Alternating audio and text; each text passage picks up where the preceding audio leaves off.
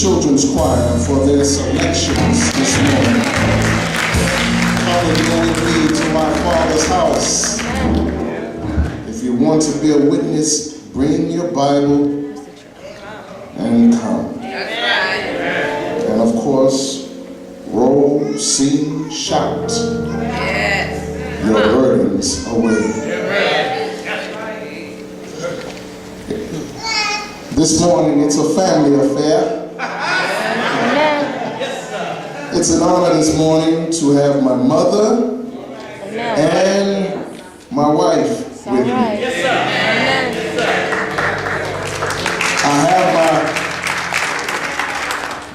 I have my Barbie doll and my Slim Jim. Is that all right? I believe it. The last time I had the opportunity to speak, I met a Pastor Goff, who was the brother-in-law to Elder Anderson and Norley Anderson, and he told me, he said the only way that you will ever get better at preaching is to keep on preaching. Amen. And this morning I would like to add, I have seen God for so long do so much with so little. I now believe he can do anything with nothing, meaning me. Let us pray this morning. Father God in heaven, we're so thankful for this blessed opportunity to be here this morning.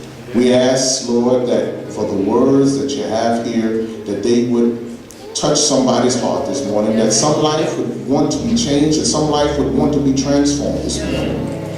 Be with us. When the people look up here to the podium, may they see you, not me. Stand before me, so that I may stand behind the words that you've given me to say. This prayer I ask in the name of Jesus. Amen.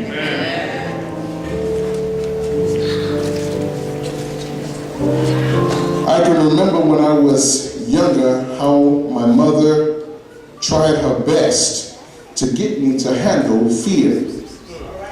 So she sent me to karate classes at the local community center.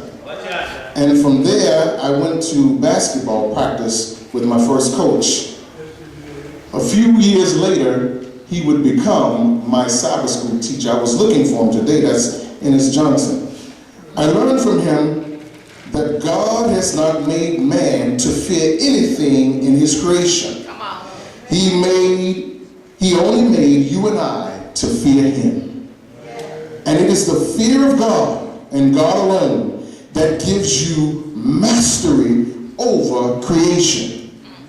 But if you don't know God and won't trust God and have faith in God, then things that make you afraid will become your master. As I have become older, I've learned to put these lessons to use. About 4 weeks ago, my wife and I went for a Sabbath afternoon walk. While we were walking, not one but two vicious-looking dogs came out of someone's yard barking at us. So we stopped, both of us. We stopped dead in our tracks. And a little fear jumped up in me. But I just remembered the words that my first coach taught me. I said, well, wait a minute. I'm not supposed to be afraid of this. So we started back walking. Now, wait a minute. I'm challenging my fear as I begin walking. I'm not saying that you won't be made afraid, but you must not let things punk you. I couldn't turn around. I couldn't run backwards. I didn't want my wife to know that she was braver than I was. I had something in my head that my mother and my Sabbath school teacher instilled in me. So I talked to myself. And sometimes you have to talk to yourself, brothers. Sometimes you don't have time to talk to yourself. But I got maybe 10 or 20 paces the dogs never moved, but they just kept on barking. And when we got about 30 paces from those two dogs, fear jumped in them, and the dogs ran off in the bush somewhere. And I said to myself, praise God Almighty. Amen. That's how it is with our enemy. He likes to come out and attack us, but we must not have fear. For the devil is not trying to scratch you and I. He's not trying to bite us. He's not trying to scare me. The devil is trying to destroy us. He has come to poison our minds with lies. The devil is not seeking to deceive outside the church, but he seeks to deceive where, everyone? Inside the church. I've come to find that in the church, there are too many folk who don't know the truth. We come to church, but we don't know what the Bible says. We are biblically illiterate. We were once a people of the book. Now we are just a people that look. We come to church out of habit and don't know a thing about what God says.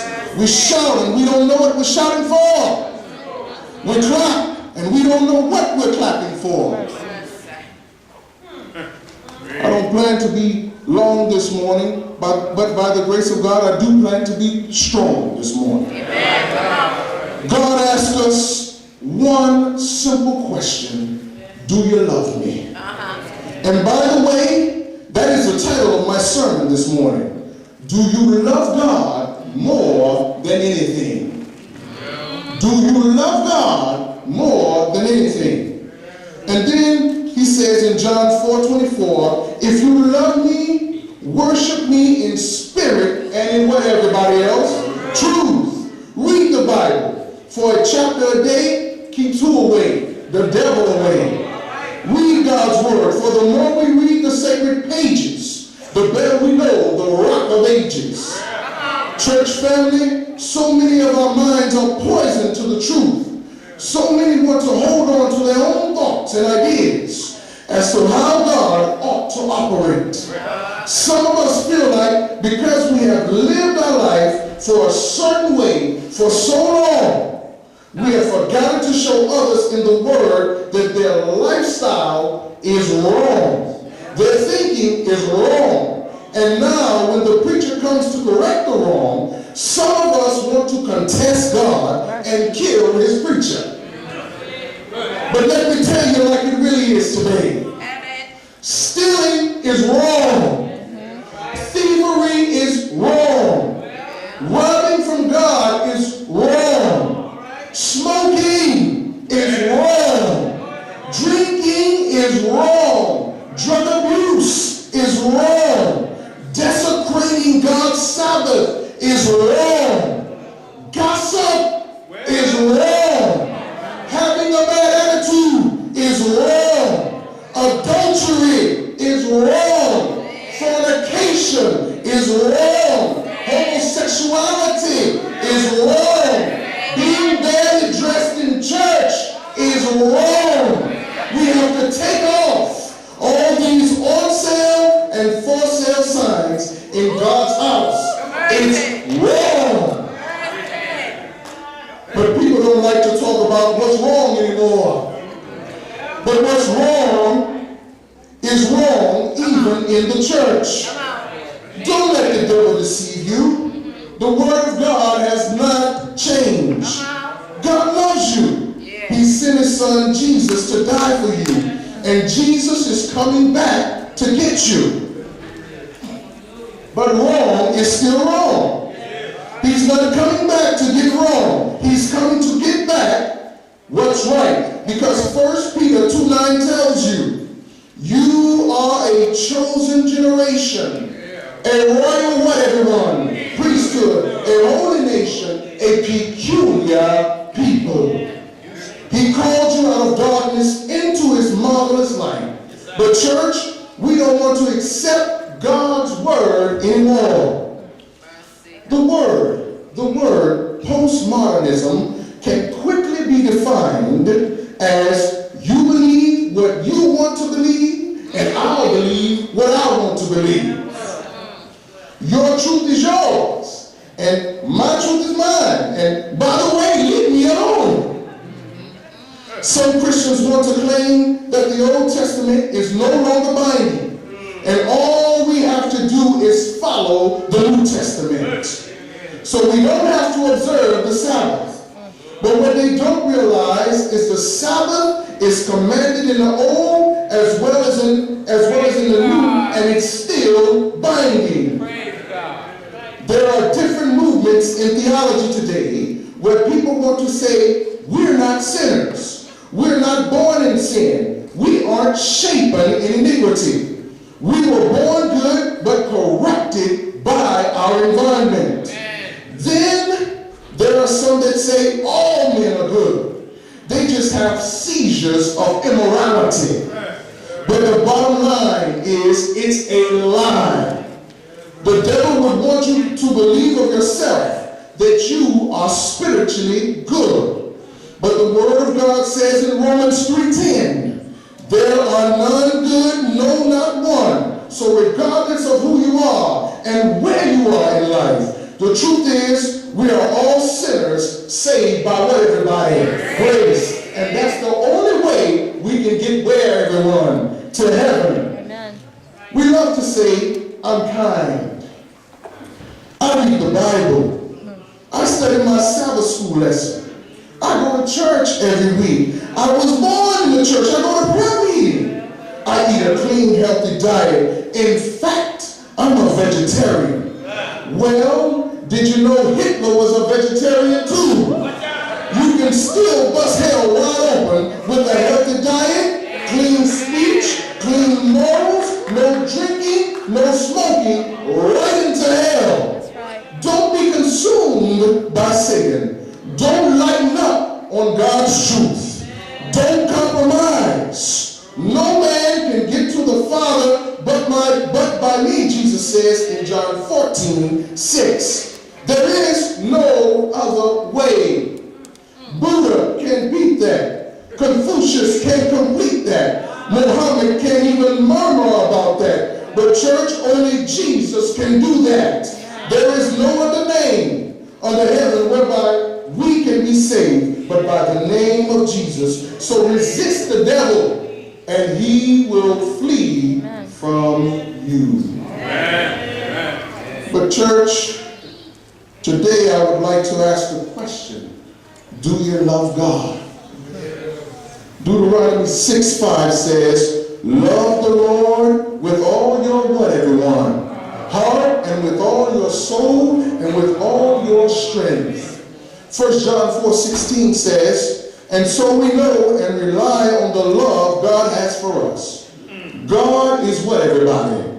Love. Whoever lives in love lives in God, and God in him. Our key text, which was taken from Deuteronomy 30, verse 16. For I command you today to love the Lord your God, to walk in obedience to him, and to keep his commands, decrees, and laws. Then you will live and increase, and the Lord your God will bless you in the land you are entering to possess. Amen. John 14:15. If you love me, keep my what, everybody? Amen. Commandments. 1 John 3:10. This is how we know who the children of God are and who the children of the devil are. Anyone who does not do what is right is not a child of God, nor is anyone who does not love his brother. I have only 3 points this morning, and they're on time, which is the Sabbath, temple, which talks about how we are to dress, and our talent. Because we have God's seal, we are to use our talents to witness to others. Amen. Did you know you had God's seal? We're going to find out about that. My first point, do you love God enough to make a commitment to be part of the true church? Come on. Last time I checked, we are the remnant, are we? And that word means a remaining usually small parts. Revelation chapter 12 outlines the career of the true church to the end of time. And the last verse in the chapter describes the true church as it will appear in the last days. This remnant, according to Revelation 12, verse 17, will be distinguished by keeping of the commandments of God and the testimony of Jesus. This church, which keeps the commandments of God, will keep the seventh-day Saturday as Sabbath, because this is the only day God has ever commanded man to keep each week. Can I get an amen? The remnant church, listen to me now, please. The remnant church will abstain from such unwholesome foods and drinks as pork, tobacco, tea, coffee, all alcoholic liquors, and cola drinks, since one of the Lord's commands is that we should eat and drink as will please God, according to the principles he has laid down in 1 Corinthians 10:31.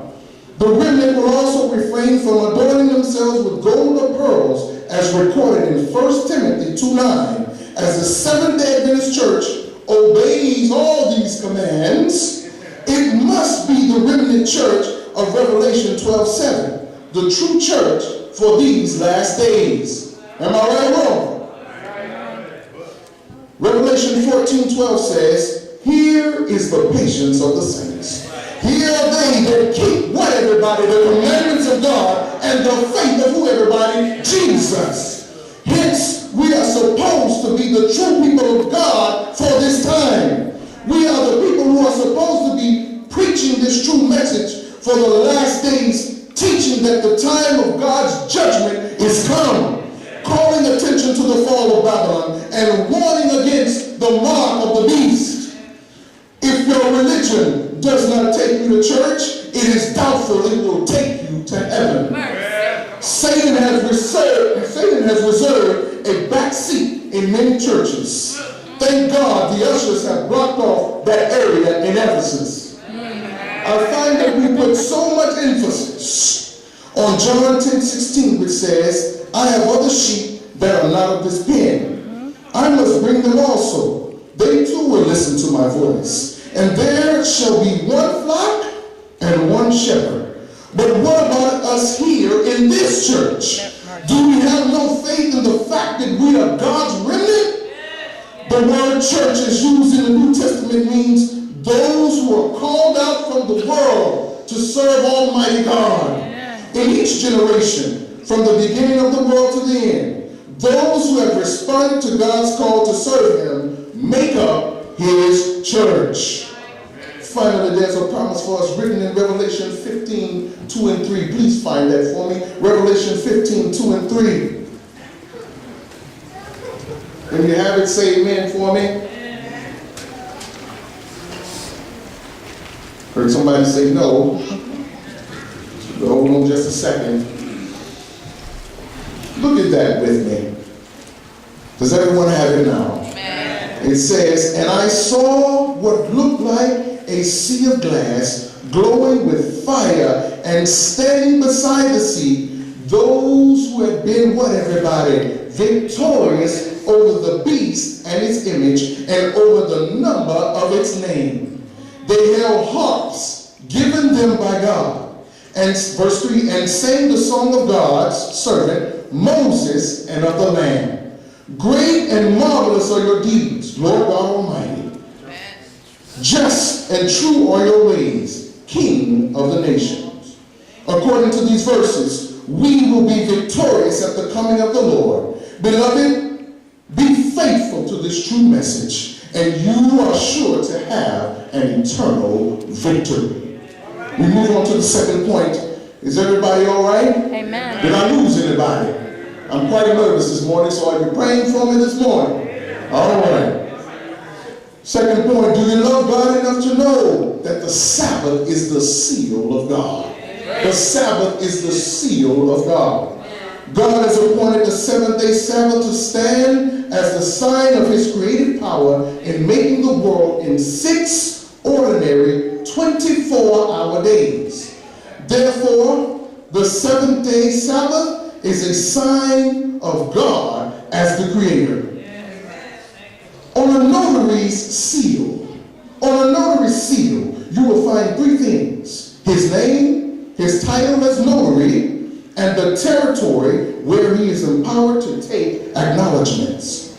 The fourth commandment is the only one of the 10 commandments which contains these three things in reference to God. In the Sabbath commandment we find, number one, God's name. He says, I am the Lord. The second thing, his distinguishing title as the only true God. He is Lord that made the heaven and the earth, the Creator. And finally we find the territory over which he rules, the heaven and the earth. Amen. The Sabbath becomes God's sign or seal upon you as you actually respect it in your life from week to week. I'm going to say that again. The Sabbath becomes God's sign or seal upon you as you actually respect it in your life from week to week. We don't come to church from week to week here. We can't say amen to that. Amen. The seal is placed on your forehead. The forehead represents the mind. When you remember the Sabbath to keep it holy, that will put God's sign or seal on your forehead. By keeping the seventh-day Sabbath, we show that we worship the true God who made the world in how many days? In how many days? I didn't know I was preaching at a funeral this morning. Y'all talked to me this morning. I'm going to say that again. By keeping the seventh-day Sabbath, we show that we worship the true God who made the world in how many days? 6 days. And that we accept the power of Christ Jesus to save us from sin and sanctify us to his service. The Father's name is his character. Those who receive the seal of God on their forehead will be those who surrender all to do God's will. Amen. So that their heart and mind will be brought into obedience to the character of God. Amen. In essence, maybe you didn't get all that. In essence, God gave you and I an all-expenses paid vacation for 52 days of every year to spend from Friday sunset to Saturday sunset with him. If we don't want to spend that time with him now, why would we want to spend an eternal Sabbath with him when he comes to take us home? You see, some of us go to church on Saturday and Sunday. The Bible says in Joshua 24:15, choose ye this day whom you will serve. But as for me and my house, we will serve the Lord. Some of us would rather work on the Sabbath, go to the mall on the Sabbath. Oh, what the hell, just do what you want to do, right? His word says in Proverbs 3:5, trust in the Lord with all your heart and lean not to your own understanding. Lean not on postmodernism. Lean not on what you believe. Lean not on what others believe. Lean on the understanding that God has given to you from you studying his holy word. Could it be that those that work on the Sabbath do not have the seal of God? Could it be that those that can't stand for the Sabbath cannot stand in the end time? Watch out. Church, I've come to understand that we are moving forward at twice the speed of sound and half the speed of sense. Only fools and dead men don't change their minds. Fools won't, dead men can't. My last point. Do you love God enough to accept his dress code? Christians in dress. 1 Corinthians 10:31 tells us that whatever we do, it should be done for the glory of who, everybody? Of God. Every one of us as Christians should make it our first and supreme purpose to please Jesus Christ in all that we do. When one accepts Christ as his Lord and Savior, This means that from this time on, he is to live not to please the world, not to please himself or herself, but to live each day as will please God. Being true Christians, we will eat, drink, dress, talk, sing, and act so as to please Christ. Amen. The only way we can please Jesus in all these things is to see to it that we govern ourselves in all matters according to the principles he has laid down in his guidebook, the Bible, and not according to the vain customs of the world. Any mode of dress that does not properly cover one's person is wrong. In harmony with this principle, we as Christians dress modestly. We should not appear in public with sleeveless dresses or dresses that are too short. We should not be in public with a belt and it's not holding up our pants, or have any other form of dress that does not properly cover the body. We are representatives of Almighty God. I'm going to say that again. We are representatives of God. There was a time, sister, when dress codes of decency said that even when you took off your clothes to go swimming, you had something covering you. Today, women of the world are less covered than the lower animals. The animals have a tail to cover their sensitive parts, and women of the world walk with a string in their tail. What's going on, church? We don't want to imitate that. Timothy 2:9 makes it plain that God's people are not to wear jewelry for the purpose of ornamenting their bodies. Hosea 2:13 tells when the Israelites left God, they decked themselves out with jewelry like the people of the world. Exodus 33:5 and 6 says, God commanded his people to take off all their ornaments, such as earrings, rings, bracelets, necklaces, etc.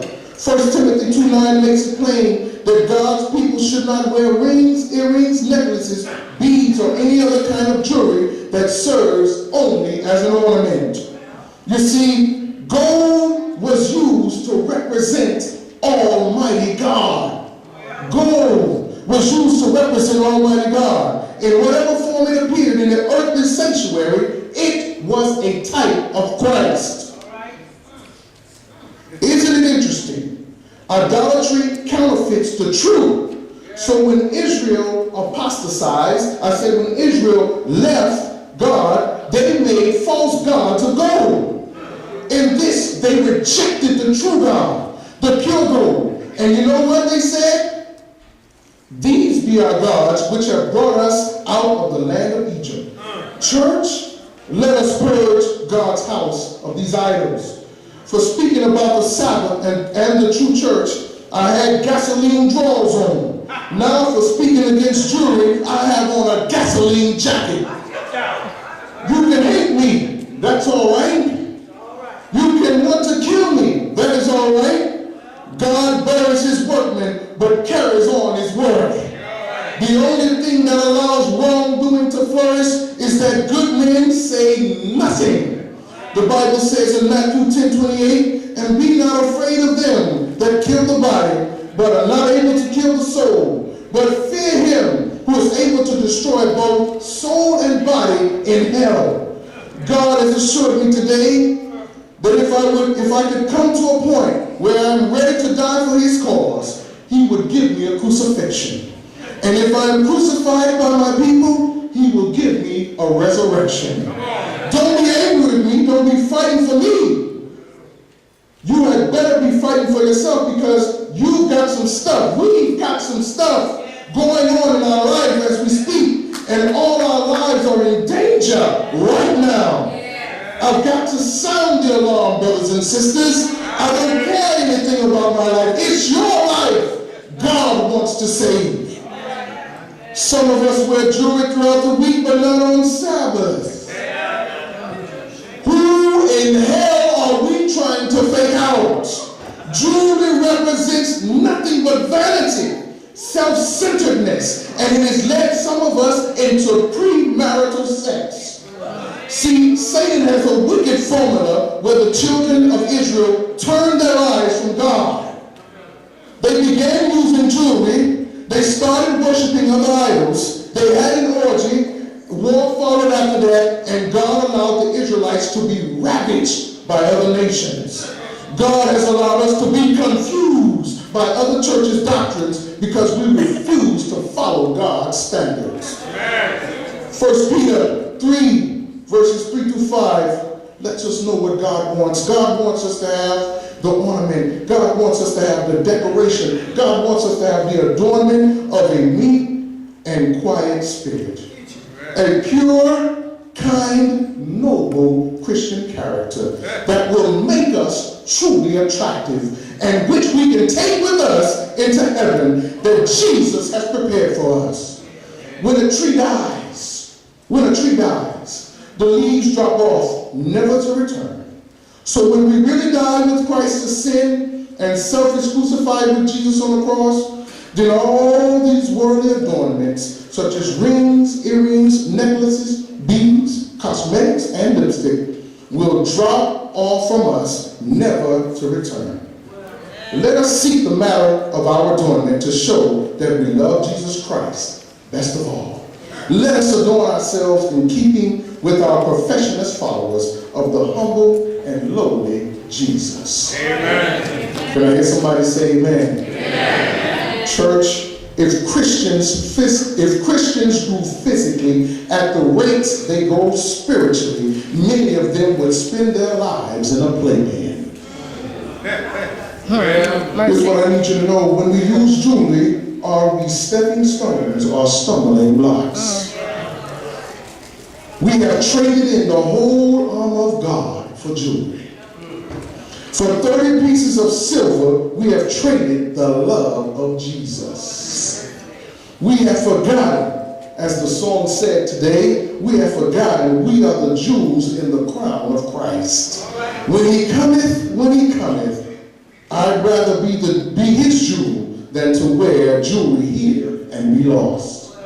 What are we today? Lords of the ring or children of the king? I'm winding down now. Church, we have embarrassed our mothers and brought shame to our Father's name. We have let down our families by not passing on our faith, our traditions, our culture, and some of us, by the way we act, we don't even have sound minds. Our parents did not raise us like this. We were made for a glorious purpose. I'm calling you back to reform today. I'm calling lost sheep back to the fold of Sabbath school, back to divine worship, back to personal ministries, back to Bible studies, back to your first love. God is calling all of us back to loving him today. God's people don't compromise. God's people don't break stride, but instead keep on going. God is looking to make a soldier of each and every last one of us. There's not one of us that has been baptized to become a hostage of Satan. We have come to be made into men and women of God. This message that we share was not given to some booty poop Johnny-come-latelys. We are not an inferior group of people looking for someone to come and teach us about Jesus. We don't just pop up. We're not toasters. We don't just pop up. People that don't compromise don't pop up. People that don't bow down don't pop up. What pops up is that which you put down, and it pops up. I may have sounded a little savage to you today, but I want to let you know as Adventists, it's time now to stand up and be Christians without worry of living or dying. When God gets in you, you don't fear anything. You don't fear anyone. You'll take an elephant and beat his behind with his own snout. When God gets in you, fear goes out. When you fear God, worship no one but God. Bow down to God alone. That's when you start becoming a man and a woman. And you are ready now to reciprocate the love that God has given you. As Adventists, we have to bring in what it takes. I don't know how in the world we're going to make it today. We don't have the right attitude, the right mindset. We don't have the will to conquer. And without submitting to the will of God, we will never conquer sin. Church, remember, we didn't come here today to be nothing. We came here today to make a change in our lives. Amen? Amen. Don't get yourselves into debt with silly trinkets when you know debt is slavery, just so you can look good for a minute and suffer when you can't pay the bills. Who are you trying to please? We must come to God prepared. Oh church, when Jesus returns, we can't be taking things off in the final moment. We have to be packed up and ready to go. We have to be prepared and sealed now. I'm just telling you straight up, you'll never be happy searching the treasures of this earth over the riches of heaven. Don't let the devil ride you, because if you let him ride, he'll want to drive you. Don't let him flag you down. If he flags you down, he'll turn your soul around. Don't let him be your boss. If you let him be your boss, he'll make your soul to be lost. Don't let him ride you. Don't let him ride you. If he rides you, he will tell you what to do. Church, we are twerking and twitching between God's word and the world. Psalm 46:10 says, "Be still and know that I am God." Don't be Esau, who sold his own birthright. Your spiritual DNA belongs to the King of Kings and Lord of Lords. There is a reason why you were born into this message today. There is a reason why Jesus led you to God's house today. There is a reason that you were baptized into the Adventist faith today. Jesus wants to save you. Amen. But do you love God? When you love God, you can't claim him as your Father until you claim Christ as your Savior. For the believer that loves God, God's ear lies close to that believer's lips. When you love God, you know that he has two dwellings. One is in heaven, the other is in an open and thankful heart. When you love God, you understand God's throne is mercy, not marble. When you spend time with God, you invest in eternity. If you don't love God, you will realize some people desire to please God as long as it doesn't offend the devil. When you love God, don't say Our Father on Saturday and spend the rest of the week like an orphan. When you love God, you will remember that God is between you and your enemy. When there is no love for God, you will find plenty good parking places on the road to hell. When we fall out of love with God, hell is truth seen too late. Without a connection to God, the Christian is not ruined by living in the world, but by the world living in him. With loving God helps you to realize God loves his children not because of who they are, but because of who he is. Love for God will endure if you keep it pure. God measures how much we love him by how much we love others. When you're out of love, you're out of Jesus. The mystery of love is that the more you give, the more remains in your heart. The ultimate miracle of love is this, that love is given to us to give to one another. Love looks through a telescope. Envy looks through a microscope. Love, born at Calvary, bears and forbears. It gives and it also forgives. Love for God does not consist of gazing at each other, but of looking upward together in the same direction. Love for God is a fabric that never fades, no matter how often it is washed in the water of adversity and grief. When you love God, you will talk it over with the great physician. No appointment necessary. When you love God, you know that every sunrise is God's greeting, the sunset his signature. When you love God, you understand his grace is immeasurable, his mercy inexhaustible, his love is inexpressible. When you're in love with God, you say to yourself, how foolish to lean on the arm of flesh when we can be supported by the arm of omnipotence. If you love God more than anything, you know that when God measures a man, he puts the tape around his heart, not his head. Love for God is what makes two people sit in the middle of the bench when there's plenty of room at both ends. When you love God, you will be able to recognize time heals grief and love prevents scar tissue. Amen. When loving God becomes your motivation, you understand that God writes with a pen that never blots. He speaks with a tongue that never slips and acts with a hand that never fails. Amen. I have to ask you the question once again. Do you love God? Do you love God more than anything? Do you love God? Love is all God will ask in return for all that he has given. Love will be the endless theme of all the hosts of heaven.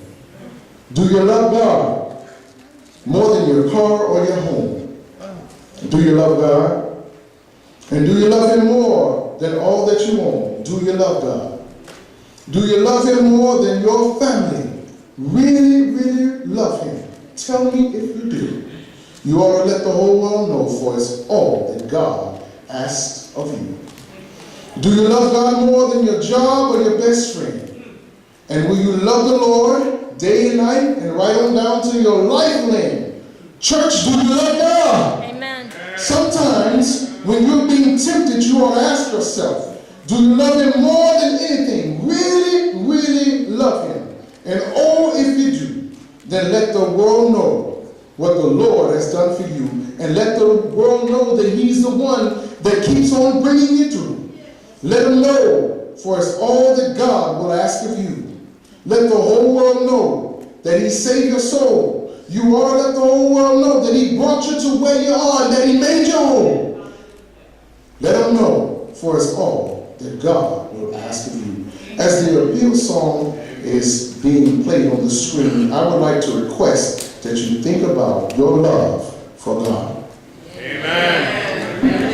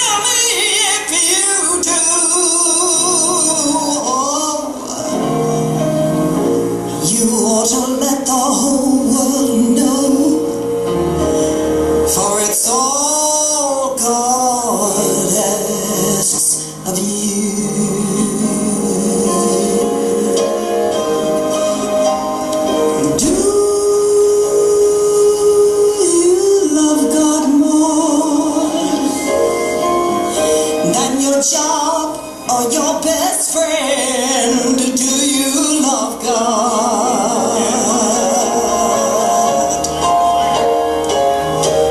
And will you love the Lord day and night and every day and right on down till your life will end? Oh, do you love God? Sometimes you ought to ask yourself, do you love Him more and more and more than anything? Really, really love Him? And oh, if you do, you ought to let the world know what the Lord has done for you. Let the whole world know that He's the one that keeps on bringing you through. Let them know, let them know, let them know, let them know, for it's all God will ask of you.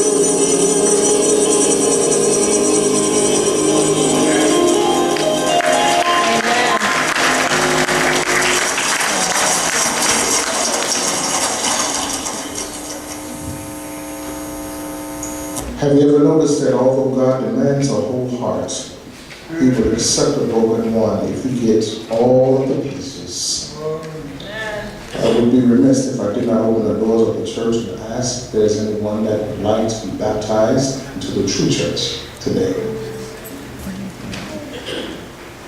My appeal, my next appeal is to everyone that is here. And if you love God and you would like to make a change in your life, would you please take a stand? If you love God and you would like to make a change in your life, would you please take a stand?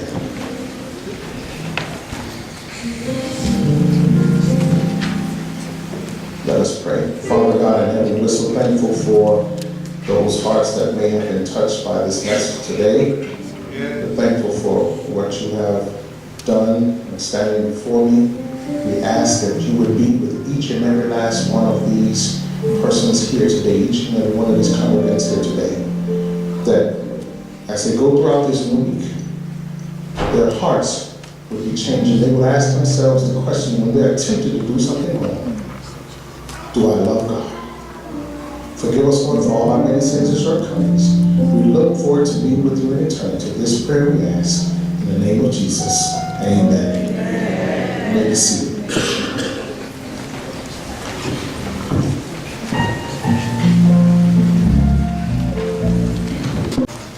Dear brothers and sisters, by faith we believe that God spoke through the preacher this morning, so we can say, God has spoken. Amen. Let the church say amen. Amen. Please stand up for the benediction.